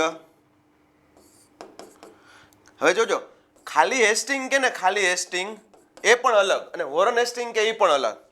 વેરેલ્સ, વોરન હેસ્ટિંગ, પછી કોર્નવોલિસ અને છેલ્લે કોણ આવશે? વેલેસ્લી. રેડી? હવે પ્રશ્ન શું પૂછ્યો જોઈ લો, તમને આન્સર આવડી જશે. પ્રશ્ન શું પૂછ્યો? ત્રીજું એંગ્લો મૈસૂર યુદ્ધ. ત્રીજું એટલે આ ત્રીજું એંગ્લો મૈસૂર યુદ્ધ છે. બરાબર. એમાં કોણ હતા ગવર્નર? તો કોણ આવશે? કોર્નવોલિસ. જો લખ્યું જ છે આપણે. ચોથું પૂછે તો વેલેસ્લી, બીજું પૂછે તો વોરન હેસ્ટિંગ. પહેલા યુદ્ધની અંદર શું થયેલું હતું? તો આપણે એવું કહીએ મૈસૂરની સંધિ. બીજા યુદ્ધમાં શું થયેલું હતું? મેંગલોરની સંધિ. ત્રીજા યુદ્ધમાં શું હતું? રંગપટ્ટનમની સંધિ. બરાબર. અને છેલ્લે શું હતું? સહાયક સંધિ. આ યાદ રાખવાનું છે. પહેલા 2 યુદ્ધની અંદર કોણ હતા? હૈદર અલી. છેલ્લા 2 યુદ્ધની અંદર કોણ હતા? ટીપુ સુલતાન. રેડી? આવું જ આંગ્લો મરાઠા યુદ્ધ આવે, એની અંદર સાલબાઈની સંધિ આવે.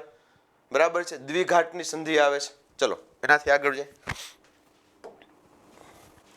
ભારતમાં શુદ્ધિ આંદોલનની શરૂઆત કોને કરી હતી? સમાજ સુધારકનો પ્રશ્ન છે.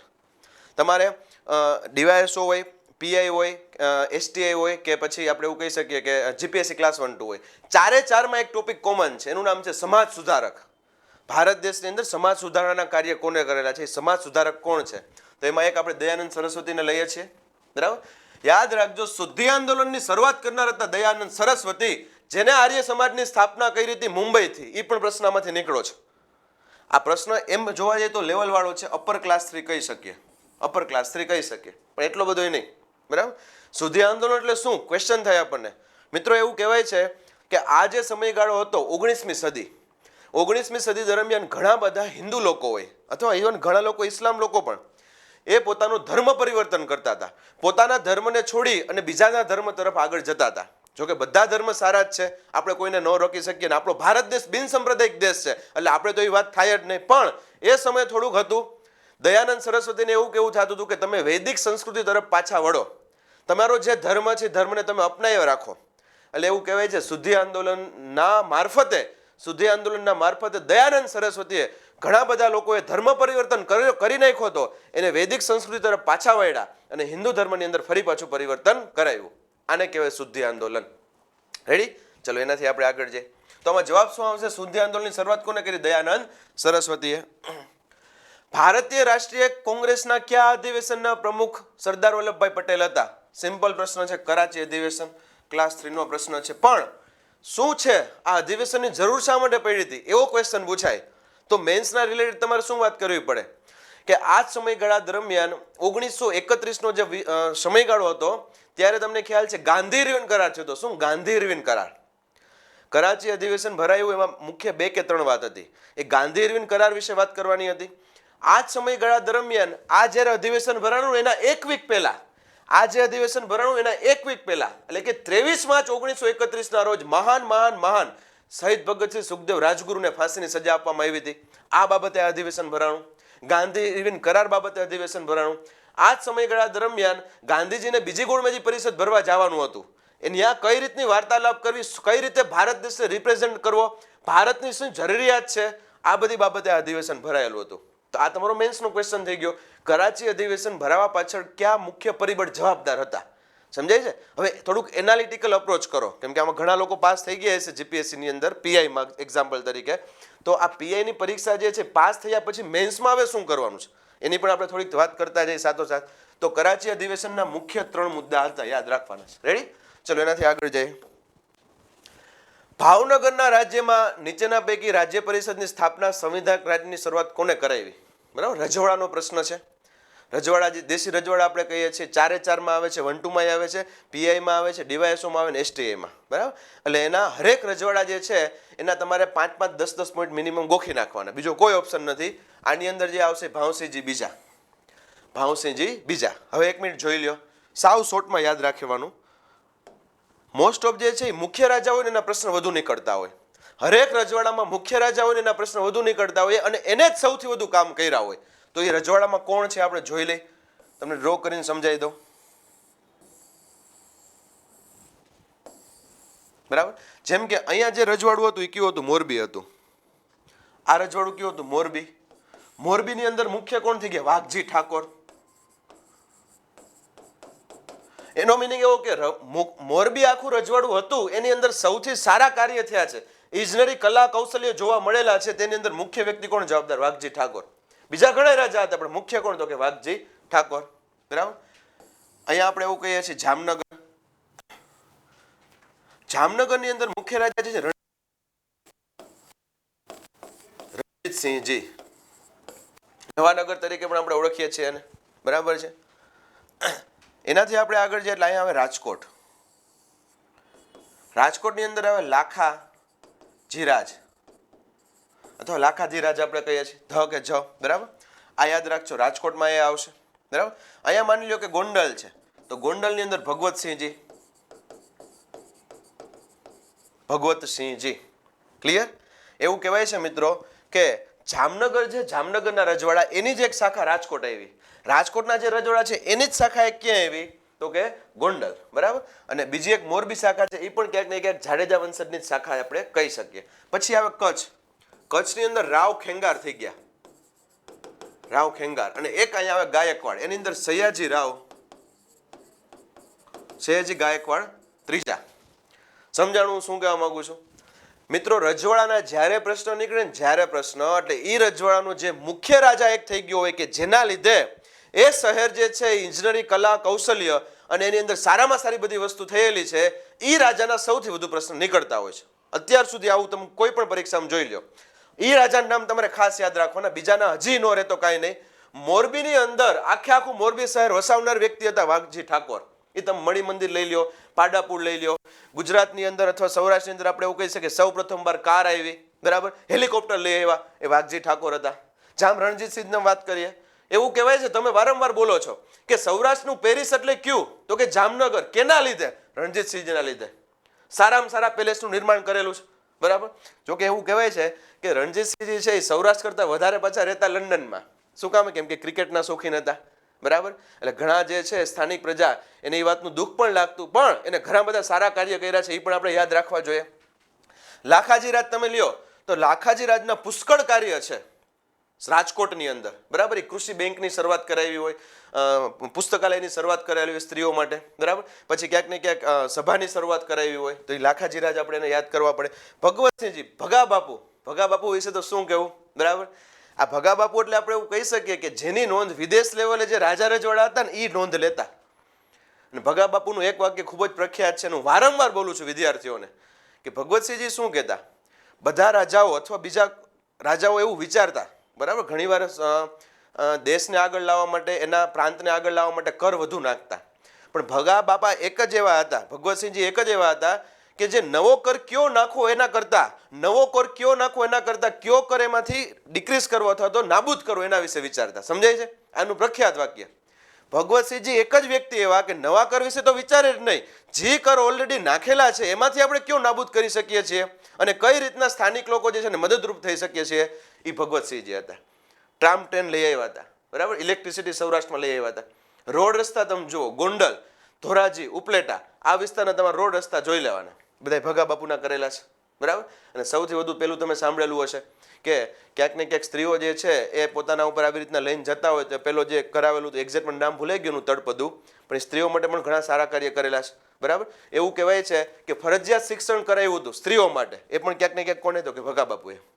તો યાદ રાખવાનું મિત્રો કે જે રજવાડા જે છે થઈ ગયા એમાં મુખ્ય રાજા હોય ને એના પ્રશ્નો વધુ નીકળતા હોય નોર્મલી, બરાબર, બાકી બધું જોઈ લેવાનું. તો આમાં શું છે, કાઠિયાવાડ રાજ્ય કોણે રાજ્ય પરિષદની સંવૈધાનિક રાજની શરૂઆત કરી? તો ભાવસિંહજી બીજા. હવે તમે જો, બરાબર, ક્યાંક ને ક્યાંક ભાવસિંહજી જે છે એ આપણા ગોહિલવાડ જે છે એની અંદર ભાવસિંહજી બીજા થઈ ગયા, બરાબર. ફરી પાછું એકવાર રિપીટ કરી જાવ. મોરબીના મુખ્ય રાજા કોણ થઈ ગયા? વાઘજી ઠાકોર. જામનગરના મુખ્ય રાજા કોણ થઈ ગયા? રણજીતસિંહજી, બરાબર. રાજકોટના કોણ થઈ ગયા? લાખાજી રાજ. ગોંડલની અંદર કોણ થઈ ગયા? ભગવતસિંહજી. અને ગોહિલવાડની અંદર કોણ થઈ ગયા? ભાવસિંહજી બીજા. આટલા પોઈન્ટ ખબર હોય છે. અને વડોદરાની અંદર કોણ થઈ ગયા? સયાજીરાવ ગાયકવાડ. આમાં ગોખવા સિવાય બીજો કાંઈ ઓપ્શન નથી. કચ્છની અંદર રાવ ખેંગાર એ થઈ ગયા છે, બરાબર છે. રાવ ખેંગારે કંડલા બંદરની શરૂઆત કરાવી હતી. આ પ્રશ્ન પૂછાય. ચલો એનાથી આગળ જઈએ. નીચેના પૈકી કોણે મોરબી રાજ્યમાં ટેલિફોન સંદેશા વ્યવહારની શરૂઆત કરી? બરાબર, હમણાં જ મેં તમને કીધું વાઘજી ઠાકોરે. આમાં વાઘજી રાવજી લખેલું છે, બરાબર. ચલો એનાથી આગળ જઈએ. સિંધુ સંસ્કૃતિના નીચેના પૈકી કયા સ્થળોએ યજ્ઞવેદી મળી આવેલી છે? યજ્ઞવેદી આપણે ગુજરાતીમાં કહીએ છીએ, આને અગ્નિવેદી કહેવાય. આ શબ્દ એક્ઝેક્ટ છે. યજ્ઞવેદી કરતાં પણ અગ્નિવેદી તમારે વધુ ઇફેક્ટિવ રહેશે મેન્સની અંદર. અગ્નિવેદી એટલે એવું કહેવાય છે મિત્રો કે હડપ્પિયન સંસ્કૃતિ, ઇન્ડસ વેલી સિવિલાઇઝેશનમાં એનો મુખ્ય ધર્મ આપણે કહીએ ને, મુખ્ય ધર્મ અથવા કોને માનતા? તો પશુપતિનાથને. એક પોઈન્ટ આ. બીજું પ્રકૃતિની પૂજા કરતા અને દેવીઓને માનતા. આ ત્રણ વસ્તુ યાદ રાખવાની. પશુપતિનાથ, પ્રકૃતિની પૂજા કરતા અને ત્રીજું જે છે દેવીઓને, બરાબર. દેવતીઓને ક્યાંક ને ક્યાંક દેવતાઓ કરતા દેવીની મૂર્તિ વધુ મળી આવેલી છે. એ નર્તકીની મૂર્તિ હોય કોઈ પણ તમે લઈ લો. તો આ એનો મુખ્ય ધર્મ થયો. પણ બે સ્થળ યાદ રાખજો. બે સ્થળ એવા હતા, બે સ્થળ કે જ્યાં સ્થાનિક ધર્મ જોવા મળતા. આપણે કહીએ કે આખા ભારતમાં એક જ ધર્મ કયો? સનાતન ધર્મ, હિન્દુ ધર્મ. પણ હિન્દુ ધર્મની અંદર એ બે શહેર એવા છે કે એ ધર્મને નથી માનતા, એના કરતાં પોતાનો સ્થાનિક ધર્મ એક ડેવલપ કરે છે. બે શહેર એવા છે પોતાનો સ્થાનિક ધર્મ ડેવલપ કરે છે, અને એ આ રીતના પશુપતિનાથમાં અથવા તો દેવીઓની મૂર્તિ એના કરતાં વધારે યજ્ઞ વિધિમાં માને છે કે યજ્ઞ કરો, યજ્ઞ કરો, યજ્ઞ કરો. અને આખા સિંધુ સંસ્કૃતિમાં બે જેવા સ્થળ હતા, યાદ રાખજો. એક છે કાલીબંગન અને બીજું કયું છે તો કે લોથલ. કાલીબંગન અને લોથલ, આ બે સ્થળ એવા હતા કે જ્યાં તમને સ્થાનિક ધર્મના પુરાવા મળેલા છે. સ્થાનિક ધર્મ એનો ખુદનો પોતાનો એ જ વિસ્તારમાં ચાલતો એવો ધર્મ, બરાબર. બાકી તો બધા પશુપતિનાથ, દેવીની પૂજા કરવી અને ક્યાંક ને ક્યાંક નર્તકી છે, બરાબર. અથવા આપણે એવું કહી શકીએ પ્રકૃતિની પૂજા કરવી. લિંગ અને યોનિની પણ પૂજા કરતા. ઓકે, ચલો તો ફરી પાછું 1 અને 4 ક્યાં આવે છે? 1 અને 4, આ ફક્ત 1 અને 4. ઓપ્શન કરતા હું તમને ડાયરેક્ટ સમજાવી જ દઈશ. એટલે આ તમારે તમારી રીતે ગોતી લેવાનું. શું આવે? કાલીબંગન સાચું છે અને કયું? લોથલ. અને એમાં પણ મેં તમને રીઝન આપ્યું. શા માટે? તો કે ત્યાં સ્થાનિક ધર્મ હતો, ધેટ સેન. એટલે એ લોકો સૌથી વધુ આની અંદર માનતા હતા. ચલો એનાથી આગળ જઈએ. નીચેના પૈકી કયો કાળક્રમ સાચો છે? મિત્રો આજકાલ સૌથી વધુ આ ટ્રેન્ડ નવો નીકળ્યો છે. નીચે આપેલી ઘટનાઓને ક્રમાનુક્રમમાં ગોઠવો. નીચે આપેલી નદીઓને ઉત્તરથી દક્ષિણમાં ગોઠવો. નીચે આપેલી નદીમાંથી કઈ નદી પૂર્વથી પશ્ચિમમાં નથી વહેતી? ઇન શોર્ટ દિશાના પ્રશ્ન અને ક્યાંક ને ક્યાંક સમયના પ્રશ્ન, બરાબર. તો અહીંયા તમારું લોજિકલ રિઝનિંગ જેવું થોડું ઘણું થાય. તમને સાલ ખબર હોવી જોઈએ, બરાબર. જો હવે માની લ્યો કે એની અંદર દાંડીકૂચ છે, તો દાંડીકૂચ 1930. હું તમને બધું લખી દઉં. આ દાંડીકૂચ 1930માં થયેલી હતી, બરાબર. એના પછી આપણે એવું કહી શકીએ 1930માં જ પ્રથમ ગોળમેજી પરિષદ,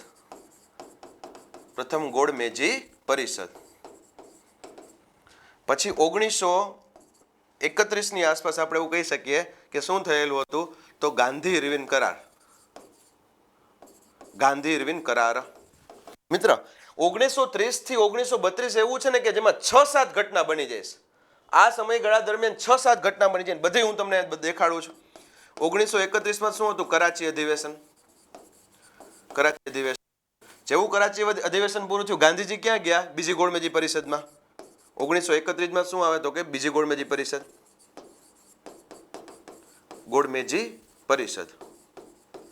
બરાબર. ગાંધીજી પાછા આવ્યા, બરાબર. એને સંતોષ ન થયો, સેટિસ્ફાઈડ ન થયા, એટલે ક્યાંક ને ક્યાંક કોમ્યુનલ એવોર્ડ બહાર પાડે. રામસે મેકડોનલ્ડ હવે નવરો તો નહીં બેસે, શાંતિથી તો નહીં બેસે. રામસે મેકડોનલ્ડે શું કર્યું? તો કે 1932માં શું બહાર? કોમી ચુકાદો, જેને આપણે ગુજરાતીમાં શું કહીએ? કોમી ચુકાદો. દલિતોને અલગથી મતદાર મંડળ આપી દીધું, જ્યારે ગાંધીજી ના પાડતા હતા, બરાબર, કે જેટલા સાથે રહેશું, બરાબર, સંયુક્ત રહેશું એ વધુ સારું છે. એટલે ગાંધીજીને શું લાગી ગયું? ખોટું લાગી ગયું, બરાબર. એટલે એ શું ઉતરા? આમરણ ઉપવાસ ઉપર ઉતરા. એટલે ગાંધીજી અને ડોક્ટર બાબા સાહેબ આંબેડકર, ગાંધીજી અને ડોક્ટર બાબા સાહેબ આંબેડકર વચ્ચે સંવાદ થયો. એનું નામ પડ્યું પૂના કરાર, એ 1932માં. અને છેલ્લે 1932ની અંદર ત્રીજી ગોળમેજી પરિષદ, બરાબર. હવે ઓપ્શન શું છે મારે નથી જોવા, પણ તમે આખો કન્સેપ્ટ સમજી લો. આજીવન ન ભૂલાવો જોઈએ, ફરી પાછું 1930માં સૌથી પહેલા શું થયું? દાંડીકૂચ. 1930માં શું થયું? પ્રથમ ગોળમેજી પરિષદ, પહેલી ભરાણી ગોળમેજી પરિષદ. ક્યાં? લંડન. કોને બોલાવી? રામસે મેકડોનલ્ડે. કોણ ગયું હતું? તો કે કોંગ્રેસ તરફથી કોઈ ખાસ નહીં, પણ દલિત સંપ્રદાય તરફથી બાબા સાહેબ આંબેડકર ગયેલા હતા, બરાબર છે. એ મેન યાદ રાખવાનું છે. તેજ બહાદુર સપ્રુ હતા. બાબા સાહેબ આંબેડકર ને તેજ બહાદુર સપ્રુએ ત્રણ ગોળમેજી પરિષદની અંદર ભાગ લીધો હતો. રેડી? તો પ્રથમ ગોળમેજી પરિષદ. એટલી બધી રામસે મેકડોનલ્ડને મજા ન આવી, એટલે મેકડોનલ્ડે પ્રેશર કોના ઉપર કર્યું? ઇરવિન ઉપર. ભાઈ તું ગાંધીજીને મોકલ, કોંગ્રેસ તરફથી ગાંધીજીને મોકલ. ત્યારે ગાંધીજી ક્યાં હતા? જેલમાં હતા. જેલમાં શું એને ત્યાં શું કરવા ગયા હતા? તો કે ભાઈ ત્યારે ક્યાંક ને ક્યાંક દાંડીકૂચ અંતર્ગત એની ધરપકડ કરવામાં આવેલી હતી, બરાબર છે. અને ધરપકડ અંતર્ગત એક જેલની અંદર હતા. કઈ જેલની અંદર હતા એ ખ્યાલ હોવો જોઈએ, તો કે પૂના જેલની અંદર. જો 1931 ની અંદર ગાંધી ઇરવિન કરાર, પછી 1931 ની અંદર કરાચી અધિવેશન, 1931માં બીજી ગોળમેજી પરિષદ, ગાંધીજી ગયા, બરાબર. એનાથી આપણે આગળ જઈએ 1932માં કોમી ચુકાદો આપ્યો. એટલે કોને પસંદ ન આવ્યું? ગાંધીજીને.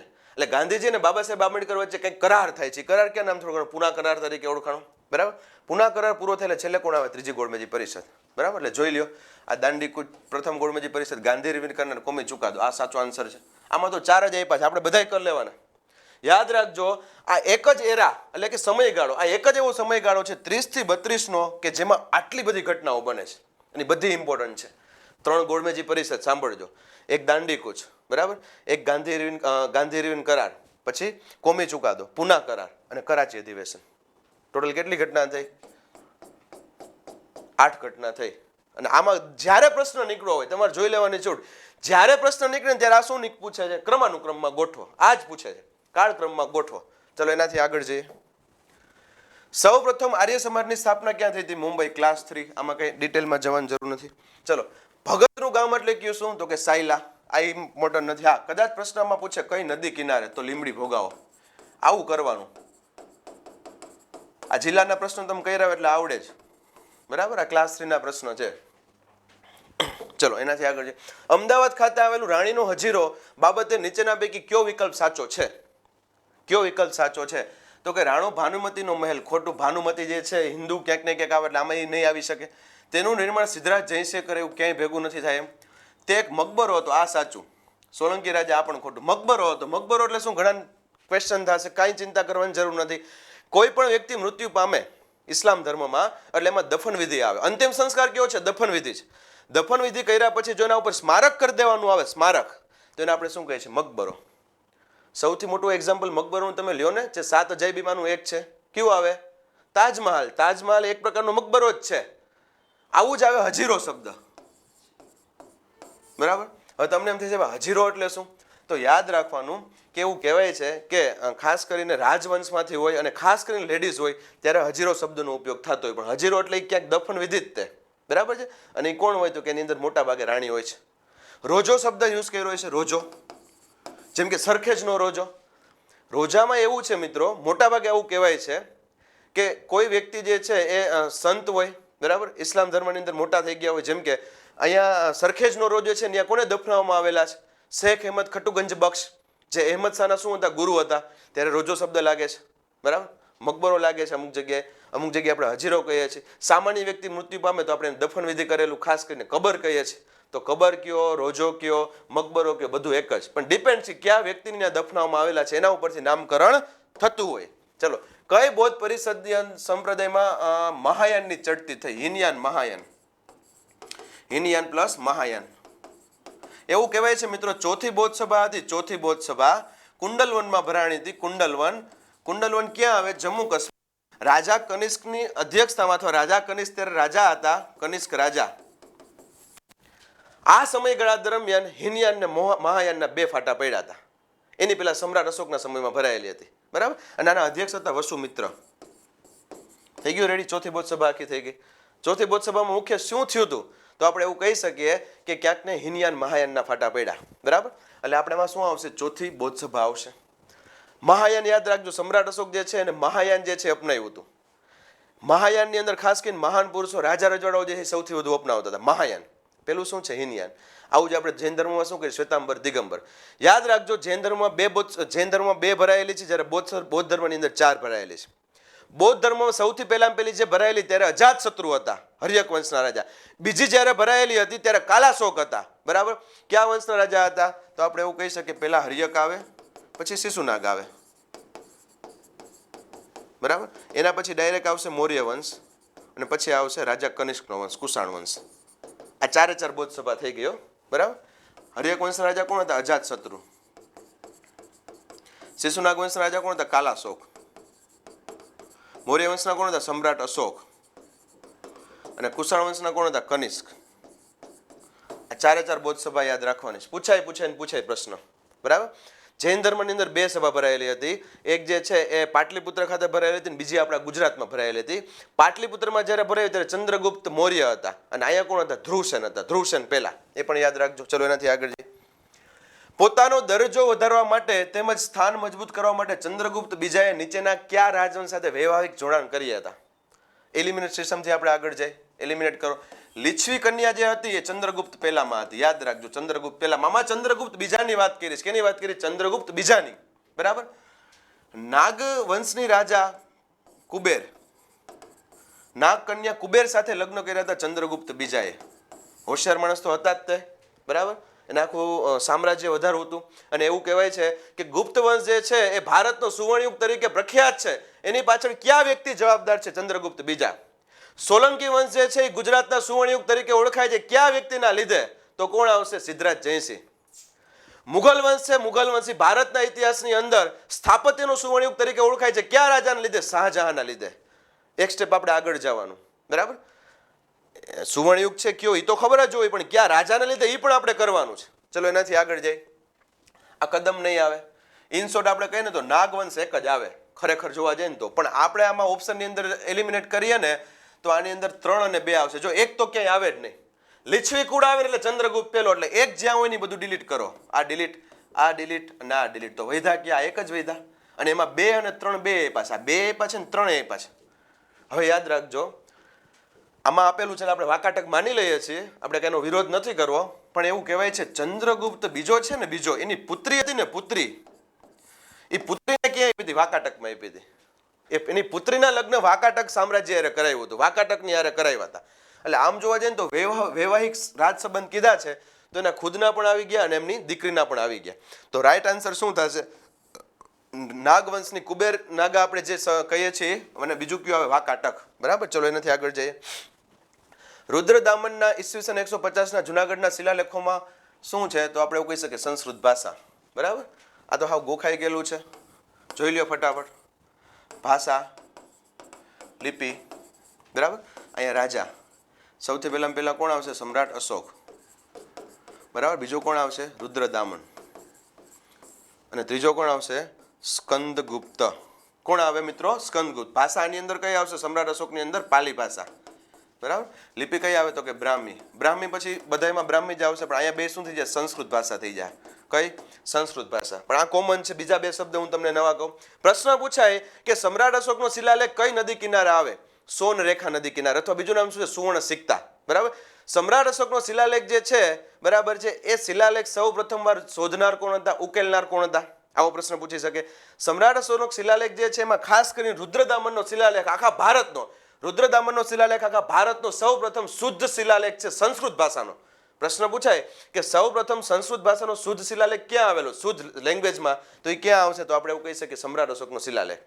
પ્રશ્ન પૂછાય કે આ ચાર રાજા છે, ચાર રાજા જે છે સુદર્શન તળાવમાં થઈ ગયામાંથી એકમાત્ર એવા કયા રાજા હતા કે જેને કર વગર જીર્ણોદ્ધાર કરાવ્યો? તો એ રુદ્રદામન.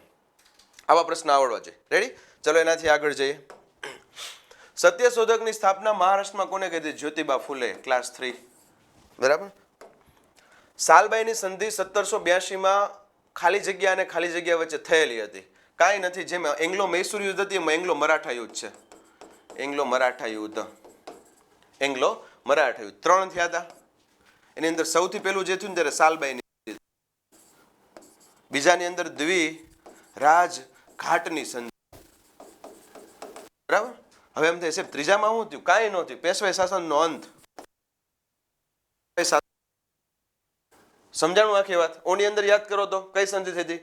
મદ્રાસની સંધિ, બરાબર. પછી મેંગ્લોરની સંધિ, પછી રંગપટ્ટમની સંધિ, સહાયક સંધિ. એ 4 સંધિ ન્યા યાદ રાખી. અહીંયા 3 યાદ રાખો. 3 નહીં, 2 જ. એક તો સાલબાઈની સંધિ, સાલબાઈની. બીજી કઈ? દ્વિરાજ ઘાટની સંધિ. અને ત્રીજી કઈ આવે? પેશવાઈ શાસન અંત થયો. આમાં શું ખબર? આપણા રાજાઓ ક્યાંક ભોળા પડતા. અંગ્રેજો શું કરતા કે એને એવું લાગે ને કે આપણે ભેગું થાય એમ નથી, ભેગું થાય એમ એટલે ડાયરેક્ટ શું કરી નાખે? સંધિ કરી નાખે. હવે તમને એમ લાગે કે સાહેબ ઓલો ટીપુ સુલતાન છે એવો મહાન રાજા હતો, એ અંગ્રેજો એ કેમ આવ્યો? આપણા નડ્યા. શું કામે? તો પેલો હૈદરાબાદનો નિઝામ હતો એને પહેલા એવું કીધું કે હું ન્યુટ્રલ રહીશ, હું અંગ્રેજોને સાથ નહીં આપું, બરાબર, અને ટીપુ સુલતાનને સાથ નહીં આપું. થર્ડ એંગ્લો મૈસૂર યુદ્ધની વાત કરું, જે હમણાં વાત કરી ને, એ હૈદરાબાદનો નિઝામ અચાનકથી કોની હારે વયો ગયો? અંગ્રેજો હારે. અંગ્રેજો એને શું લાલચ આપી? ભાઈ ટીપુ સુલતાન હારી જાય તો એનો પ્રદેશ એમાંથી કટકો હું તને આપીશ. એટલે ઓલો મોજમાં આવી ગયો. પણ એને ખબર નહોતી કે આગળ આની હારે જ યુદ્ધ કરશે અંગ્રેજો, હૈદરાબાદ ઉપર જ આક્રમણ કરશે. ત્યારે પાછું શાસક આલે મરાઠાનો. મરાઠાવાળા રાજી થઈ ગયા, કાંઈ વાંધો નહીં, આમાંથી અમને કંઈક મળશે. પણ એ મરાઠા સામ્રાજ્યને ખબર નથી કે ભવિષ્યની અંદર એના ઉપર આક્રમણ થશે ને બીજા કોકનો સાટ લે. આવી રીતે એક પછી એક કરીને આખું ભારત કબજે કર્યું. બાકી એની તાકાત નહોતી કે નાનકડી કંપની આવે ને આખું ભારત દેશ જીતી લે, બરાબર. આપણી જ ક્યાંક ને ક્યાંક બુદ્ધિ ઓછી પડી, અથવા તો આપણા જ રાજાઓને ક્યાંક ને ક્યાંક અણબનાવ હતા, એ મિત્રો નડી ગયું. બાકી તમે વિચાર તો કરો, આપણે અત્યારે એમ કે આપણી ભારતની કોઈ કંપની છે રિલાયન્સ કંપની, એ રિલાયન્સ કંપની જે છે બ્રિટનમાં જઈને આખું બ્રિટન જીતી આવે, આ એના જેવી વાત થઈ. ઈસ્ટ ઇન્ડિયા કંપની એક કંપની જ હતી, બરાબર છે. ચલો એનાથી આગળ જઈએ. સિંધુ ખીણ સંસ્કૃતિના નીચેના પૈકી કયા સ્થળોએ ધાન્ય, ગ્રેનરી, અનાજની વાત થાય છે? કાંઈ ચિંતા કરવાની નથી. ગ્રેનરી, અનાજ, ધાન્ય ભરવાની વખારો આવેલી હતી. સિંધુ સભ્યતાની અંદર મુખ્ય છે ને 4 સ્થળ તમારે યાદ રાખવાના છે. 4 મેઇન છે. એક હડપ્પા, એક મોહેન્જો દડો, એક લોથલ અને ધોળાવીરા. 5મું લેવું હોય તમારે લઈ શકો, કાલીબંગન. આ 5 સ્થળ તમે કરો ને એટલે આની બારે મોસ્ટ ઓફ પ્રશ્ન નથી જાતા. યાદ રાખજો, હું જ્યારે લેક્ચર લઉં, બરાબર, ત્યારે વિદ્યાર્થીઓને આ 5 શહેર સૌથી વધુ ડીપમાં કરાવું છું. આ 5ની બાર મોસ્ટ ઓફ પ્રશ્ન નથી જાતા. હવે અહીંયા શું પ્રશ્ન પૂછ્યો છે? ધાન્ય ભરવાની ખાણો. તો હડપ્પા તમને ખબર જ છે, 6 અનાજના કોઠારો હતા, 6 આ બાજુ હતા અને 6 આ બાજુ હતા, એટલે હડપ્પા તો આવશે જ, બરાબર. અને બીજું કયું આવશે? તો કે મોહેન્જો દડો. કાલીબંગન નહીં આવે, બનાવાલી નહીં આવે. તો રાઈટ આન્સર 1 અને 2, તો કે આ, બરાબર. હવે હડપ્પા અને મોહેન્જો દડો હોય જ મિત્રો, કારણ કે હડપ્પા અને મોહેન્જો દડોમાં એવો દાવો આપણે કરી શકીએ કે કદાચ સિંધુ સભ્યતાનું શું હોય છે? મુખ્ય મથક હશે. આપણે કેમ દિલ્હી છે, એ જ રીતના ક્યાંક ને ક્યાંક એનું કેપિટલ હશે. તો કેપિટલ હોય ત્યાં આ બધી વસ્તુ હોવાની જ તે. કારણ કે અમુક અનુમાન એવા પણ લગાડવામાં આવે છે કે આ લોકો કર સ્વરૂપે અન્ન વસૂલતા હશે, કર સ્વરૂપે અન્ન વસૂલતા હશે. તો અન્ન બધું ભેગું તો થાય ને, એ ભેગું ક્યાં થતું હશે? હડપ્પામાં ને મોહેન્જો દડોમાં. રેડી? તો એનાથી આગળ જઈએ.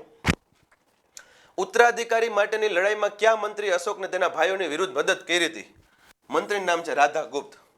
આવું કહેવત છે, માન્યતા છે, આપણને ખબર નથી. સમ્રાટ અશોકે એના 99 ભાઈઓની હત્યા કરી, એના 99 ભાઈઓની હત્યા કરી અને ગાદી ઉપર આવ્યો હતો. એવું કહેવામાં આવે છે કે એનો જન્મ કોઈ બ્રાહ્મણની સ્ત્રી બરાબર એમની કોખેથી થયેલો હતો, એટલે ક્યાંક ને ક્યાંક ભેદભાવ હતો. સાચું ખોટું આપણને ખબર નથી, પણ આપણને એટલી ખબર હોય છે રાધા ગુપ્તે એની મદદ કરી. That's N. 99 ભાઈઓની હત્યા કરી કે ન કરી કોઈ પ્રશ્ન ન પૂછી આવ્યો. ચલો એનાથી આગળ જઈ. અચ્છા, પૂરું. લાસ્ટ ક્વેશ્ચન હતો. Thank you all of you. બરાબર. હવે જો આ 40-42 જેટલા ક્વેશ્ચન કરાવ્યા આપણે ગુજરાતના અને ભારતના. આ અમારા અનુમાન ઉપર બરાબર. અમુક પ્રશ્ન એવા હતા મિત્રો જે અમને ખબર ન હોય, અમે ભારત લેવલની જે યુપીએસસીની બુક લઈને બેઠા હોય બરાબર, તો અમારાથી ભેગું ન થતું હોય, તો બને કદાચ ફાઇનલ આન્સર કી આવે આમાંથી 1-2 ખોટા પણ બધા શકે, તો તમારે સમજી જવાનું. કારણ કે જે એક્ઝામના પેપર કાઢે છે એ પહેલા પ્રોવિઝનલ આન્સર કી બહાર પાડે પછી ઓફિશિયલ પાડે. જો એ લોકોની ખોટું પડતું હોય તો ભાઈ અમે તો ખાસ કરીને એ લોકો કરતાં તો નીચા જ છીએ બરાબર, એકેડેમીની અંદર ભણાવીએ છીએ બરાબર. Thank you so much. બરાબર. આ જ રીતના ફરી પાછા આપણે મળીએ છીએ જીઓગ્રાફીની અંદર. જય હિન્દ, જય ભારત.